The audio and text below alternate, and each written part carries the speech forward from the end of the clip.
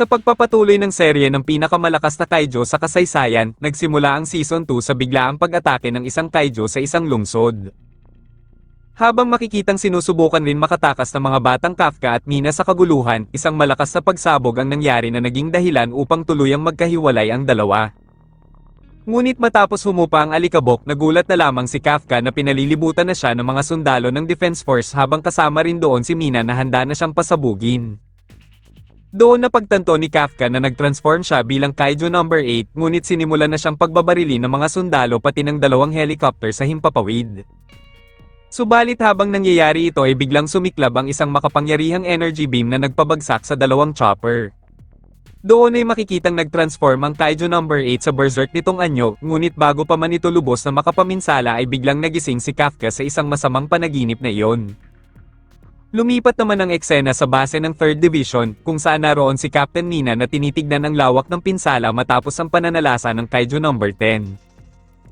Dumating naman si Vice Captain Hoshina upang ipaalam sa kapitan na wala pa rin hatol kay Kafka, matapos maibunyag ang pagkakakilanlan nito bilang Kaiju number 8. At dahil matatagalan pa ang pagkukumpuni sa kanilang headquarters, lumalabas na pansamantalang itatalaga sa ibang unit ang mga rookie ng kanilang dibisyon, na ngayon ang araw ng opisyal na reassignment ng mga ito. Kabilang sa mga ito sina Iharo at Ichikawa na patungo na sa kanilang bagong unit, kung saan dumaan muna sila sa isang sightseeing spot upang kumuha ng mga litrato. Doon ay napag-usapan nila kung ano ang mangyayari sa kanilang kaibigan na si Kafka, kung saan naniniwala pa rin si Ichikawa na babalik si Kafka kahit anong mangyari. Kaya habang patungo na sila sa base ng 4th Division, nangako si Ichikawa na magpapalakas pa siya upang sa hinaharap ay siya naman ang poprotekta kay Kafka. Samantala, si Kikoru Shinomiya naman ay itinalaga sa 1st Division, ang pinakamalakas na Kaiju Defense Unit sa buong bansa. Doon ay sinalubong siya ni Vice Captain Eiji Hasegawa upang ipakilala sa kapitan ng unang dibisyon na si Gen Narumi. Ngunit pagdating nila sa silid nito ay abala si Narumi sa paglalaro ng video game, kaya't sinipa ito ni Hasegawa at pinagalitan na parang bata kahit pa ito ang kapitan ng kanilang dibisyon. Bagamat nagdududa si Kikoru sa tila napaka-petiks na ugali ng kapitan, pinili pa rin niyang maging propesyonal sa harap nito. Sinabi ni Narumi na iisa lang ang inaasahan niya kay Kikoru sa kanilang division, ngunit bago pa man niya maipaliwanag ito ay biglang tumunog ang Kaiju alert. Itinuring ito ni Narumi na perpektong pagkakataon upang ipakita kay Kikoru ang ibig niyang sabihin. Kaya habang itinaas na ang Kaiju alert sa lugar kung saan malapit na mataan ang halimaw, mabilis na kumilos ang hukbo ng 1st Division upang pumunta sa kani-kanilang mga posisyon. Doon ay sabay-sabay nilang pinaputukan ng isang malaking Kaiju na mistulang kamukha ni Godzilla. Habang layunin nilang itulak ito palayo ng lungsod at manatili sa neutralization zone, biglang nag-dive ang Kaiju sa dagat at sinira nito ang tulay na humaharang rito. Dahil doon ay iniba ni Narumi ang kanilang estratehiya habang inutusan niya ang kanyang koponan na pabagalin ang kilos ng halimaw. Hindi naman napigilan na humanga ni Kikoru sa husay ng koordinasyon ng buong division dahil ang bawat miyembro ng unit ay may combat power level na higit sa 40% na sapat na upang kontrolin ang galaw ng Kaiju. Ito ang nagbigay daan naman sa kanilang kapitan na pumasok sa laban kung saan biglang tumalon si Narumi mula sa sinasakyan nitong helicopter. Gamit ang kanyang espesyal na sandata ay sinaksak niya ang likuran na bahagi ng halimaw na naging dahilan upang lumobo ang katawan nito at sumabog na parang busog na palaka. Doon na sinabi ni Narumi kay Kikoru na ang tanging inaasahan niya lamang mula sa kanya ay isang lakas na walang makakapigil. Lumipat naman ang eksena kay Kafka na nasa kanyang kulungan kung saan iniisip niya ang mga sinabi sa kanya ni General Shinomiya tungkol sa pagpapakita niya ng kanyang halaga. Bagamat hindi sigurado si Kafka kung paano ito gagawin, determinado pa rin siyang ipakita ang kanyang kakayahan. Bigla naman siyang sinundo ng mga sundalo at dinala sa opisina ni General Shinomiya, kung saan doon ay nakasama niya sina Narumi, Kikoru at Hasegawa. Ibinunyag ni General Shinomiya na itinalaga niya si Kafka sa 1st Division. Ipinaliwanag ng general na nais niyang bumuo ng isang unit na kayang rumesponde sa kahit anong sakuna, at iyon ay ang pagsamahin ang pinakamalakas na kaiju sa kasaysayan at ang pinakamalakas na anti-kaiju force ng bansa. Bagamat hindi gusto ni Kafka na kailangan lamang siya para gamitin bilang Kaiju number 8, tinanggap pa rin niya ito dahil alam niyang wala siyang ibang paraan para mabuhay. Gayunpaman, agad namang tumutol rito si Narumi dahil sapat na daw siya upang gawing pinakamalakas ang 1st Division. Ngunit sinagot siya ng general na nag-i-evolve na ang mga Kaijo at nagiging mas matalino at marunong magtago sa anyo ng tao, tulad ng ginawa ni Kaijo number 9.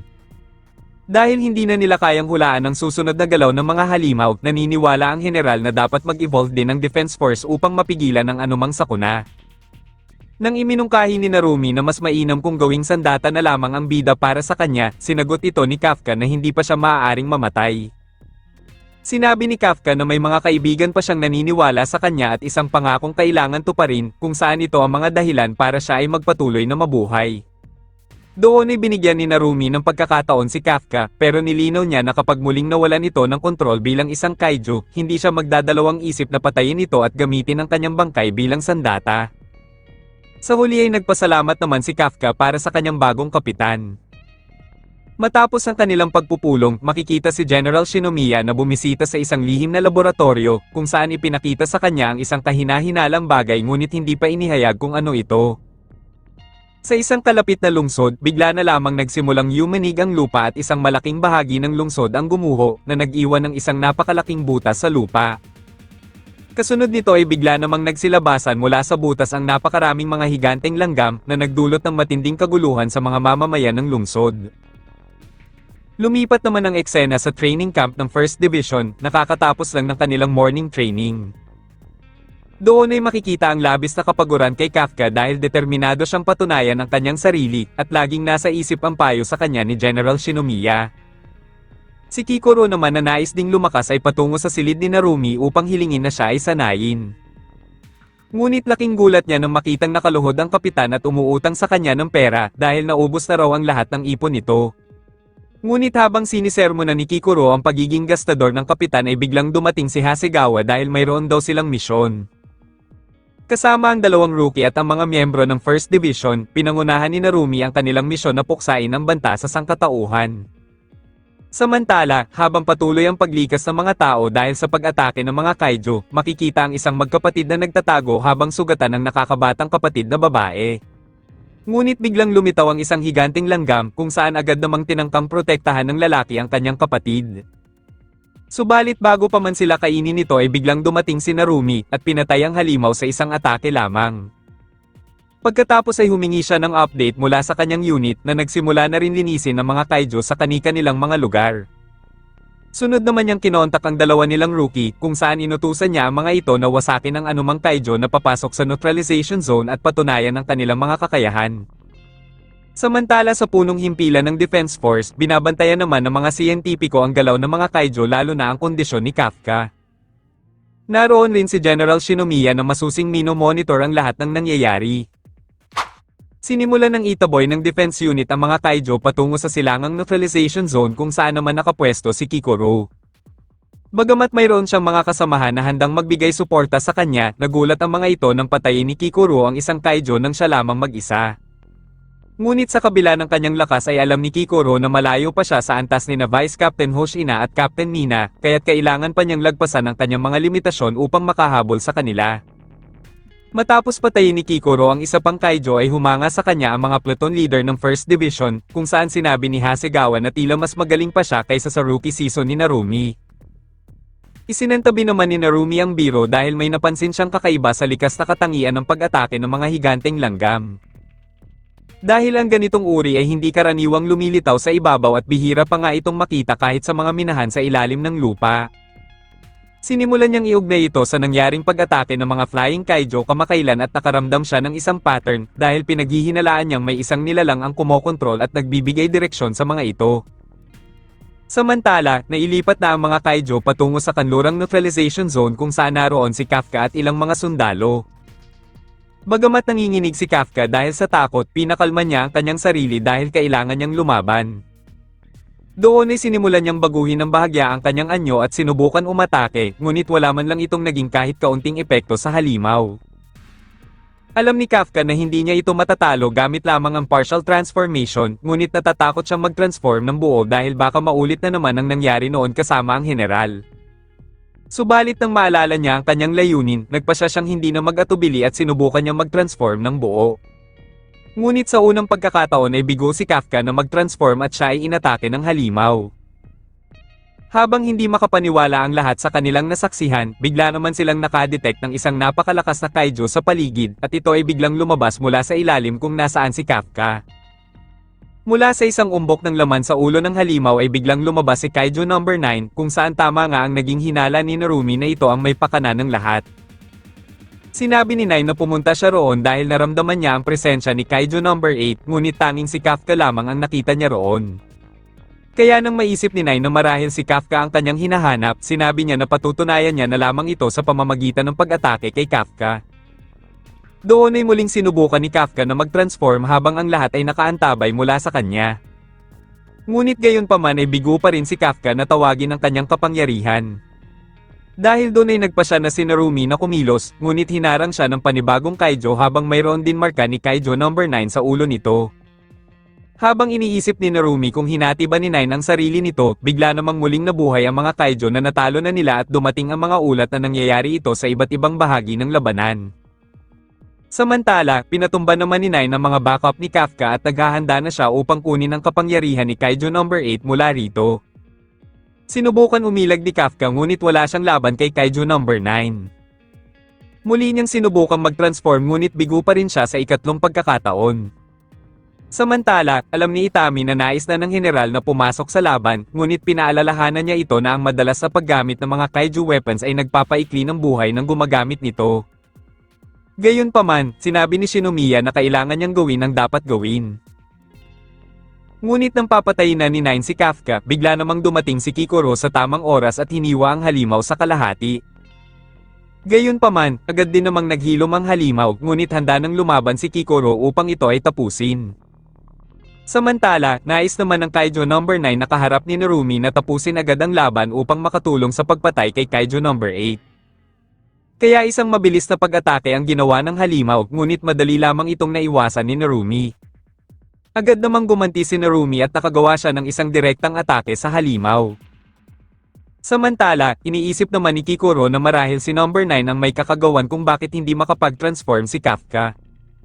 Dahil doon ay sinabi niya kay Kafka na ililihis niya ang atensyon ng halimaw sa regeneration nito na umaasang mabibigyan si Kafka ng sapat na oras upang makapag-transform. Ngunit biglang hinati ni Nine ang kanyang ulo upang sabay naman sila nitong atakihin. Bagamat nagtamo ng mga sugat si Kokoro, patuloy siyang lumaban dahil determinadong siya naman ang promotekta sa pagkakataong ito.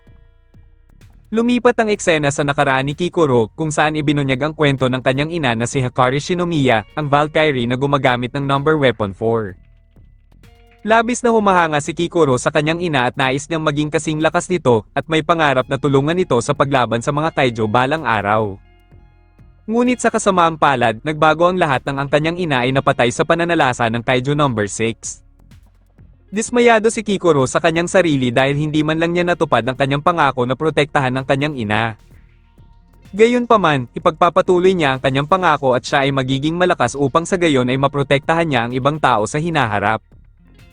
Doon ay nagawang makapagpatama ni Kikoro ng isang malakas na atake kay number 9 na kung saan ginamit naman itong pagkakataon ni Kafka upang muling subukang makapag-transform. Ngunit sa pagkakataong ito ay napagtanto ni Kafka na hindi si number 9 ang totoong hadlang, kundi ang sarili niyang takot na mawalan ng kontrol at masaktan ang kanyang mga kaibigan. Dahil doon ay bigo si Kafka sa kanyang transformation sa ika-4 na pagkakataon.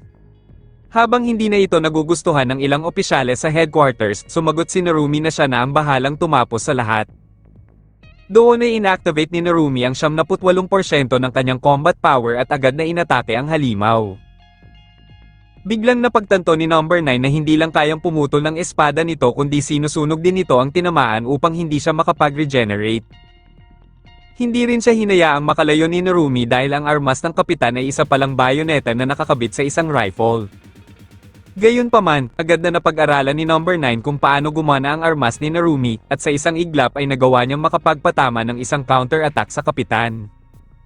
Doon na nasabi ni General Shinomiya na si Kaijo number 9 ay natututo na parang isang tao at umaangkop sa sitwasyon na parang isang virus, kaya't kailangan na nila itong patumbahin. Samantala, lumalabas na hindi man lang nasaktan si Narumi sa ginawang pag-atake kanina ng halimaw. Doon na nagdesisyon si Narumi na tapusin na ang laban at gamitin ang kanyang isa pang natatanging armas. Habang napansin ni number 9 na tila naging parang mata ng Kaijo ang mga mata ni Narumi, isang mabilis na butas ang ibinigay sa kanya ng kapitan na hindi man lang niya napansin. Doon ipinaliwanag ng general na tinatawag itong Retene 01, ang pinakaunang Kaiju weapon na dinevelop mula sa mga mata ng Kaiju number 1. Ito ay may kakayahan na basahin ang signal ng utak at hulaan ang susunod na galaw para makita ang hinaharap ng kalaban. Kaya bago pa man makapag-react si number 9 ay nababasa na ni Narumi ang mga galaw nito at agad na nakakagawa ng mga counter-attack sa halimaw. Gamit ito ay natunto na rin ni Narumi ang core ni number 9 at sa isang mabilis na atake ay nagawa niyang mapatay ang clone ng halimaw. Bagamat nanalo si Narumi sa laban, patuloy pa ring nahihirapan sina Kikoro at Kafka laban naman sa tunay na number 9. Nabanggit ni Kafka na hindi lamang siya sa laban na titinag, kundi lalo na sa takot na mawalan ng kontrol at masaktan ang kanyang mga kasamahan. Nang malaman ni Kikoro ang tunay na dahilan kung bakit hindi siya makapag-transform ay mariin itong sinabi na huwag niya silang mamaliitin at ang iba pa nilang kasamahan o maging ang kanyang sarili. Tumagos kay Kafka ang mga salitang iyon na nagpaalala sa kanya na maaari niyang pagkatiwalaan ang kanyang mga kaibigan na malakas sila at hindi basta-basta bibigay sa laban kahit siya pa na bilang Kaiju number 8 ang kaharap nila. Muling sumiklab ang determinasyon ni Kafka at sa ikalimang pagkakataon ay matagumpay na niyang naisagawa ang kanyang transformation bilang Kaiju number 8. Habang naghahanda na ang lahat upang masaksihan ang muling pagsabak ni Kaiju number 8 sa labanan, sigurado naman na ngayon si number 9 na si Kafka ang kanyang hinahanap. Biglang sumigaw ng malakas si number 9 na bumuhay sa lahat ng napatay na Yojo habang lumabas naman ang mga pakpak nito at naghanda upang harapin si Kafka. Habang si Kikoro ang bahala sa mga nabuhay na Yojo, si Kafka naman ang bahala kay number 9 at agad siyang sumugod. Bagamat may plano na si number 9 kung paano niya pababagsakin ang kanyang kalaban, laking gulat niya nang bigla na lamang bunutin ni Kafka ang core nito bago pa man niya maintindihan kung anong nangyari. Nang napagtanto naman ni Kafka na core lang pala ng langgam ang kanyang nakuha, hindi naman niya ito ininda dahil mayroon na siyang ideya kung nasaan ang totoong core ni number 9. Lumalabas na napagtanto rin ni Kafka na mas lalo pa siyang lumakas matapos ang kanyang laban kay General Shinomiya, kung saan mas nakilala niya ang kanyang tunay na kakayahan bilang Kaiju number 8. Umakyat si Kafka sa isang gusali at saka tumalon ng mataas patungo sa himpapawid at pagkatapos ay bumulusok pababa na parang isang missile. Doon ay ginamit ni Kafka ang isang napakalakas na suntok na dumurog sa katawan ni number 9 at ng higanteng langgam, habang napatigil naman ang lahat at namangha sa tunay na lakas ng isang Kaiju number 8. Sa pagkatalo ng dalawang bersyon ni Kaiju number 9, tuluyan na ring bumagsak ang mga nabuhay na mga Hanju. Nagdiwang ang lahat na nasa battlefield pati na ang mga nasa command center, habang pinuri naman ni General Shinomiya sina Kafka, Kikoro at Narumi dahil sa kanilang mga ginawa. Gayunpaman, hindi mawala kay Narumi ang pakiramdam na may mali sa nangyayari dahil hinala niya na may mas malaking plano si number 9 kaysa sa simpleng pag-angkin kay Kaiju number 8. Doon ay napatunayan niya ang kanyang kutob nang biglang makatanggap ang control center ng panibagong signal mula sa isa pang Kaiju.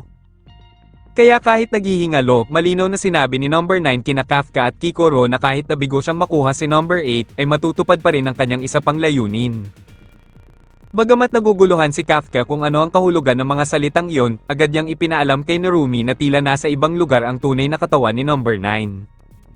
Lumipat ang eksena sa command center kung saan biglang sumulpot si number 9 mula sa katawan ng isang analyst.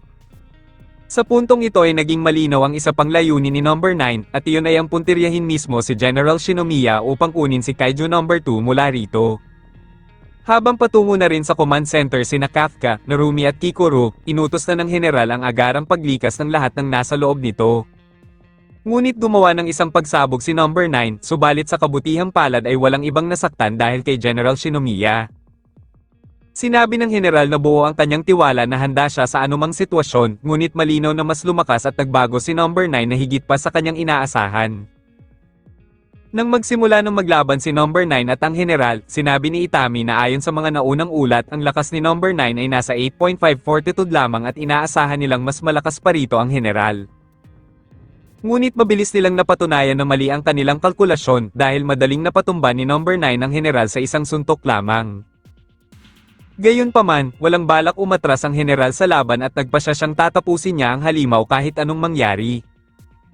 Doon ay pinalaya ng general ang buong lakas ng Kaiju number 2 na umabot sa 88% at nagawa niyang makapagpatama ng ilang atake at putulin ang ulo ng halimaw.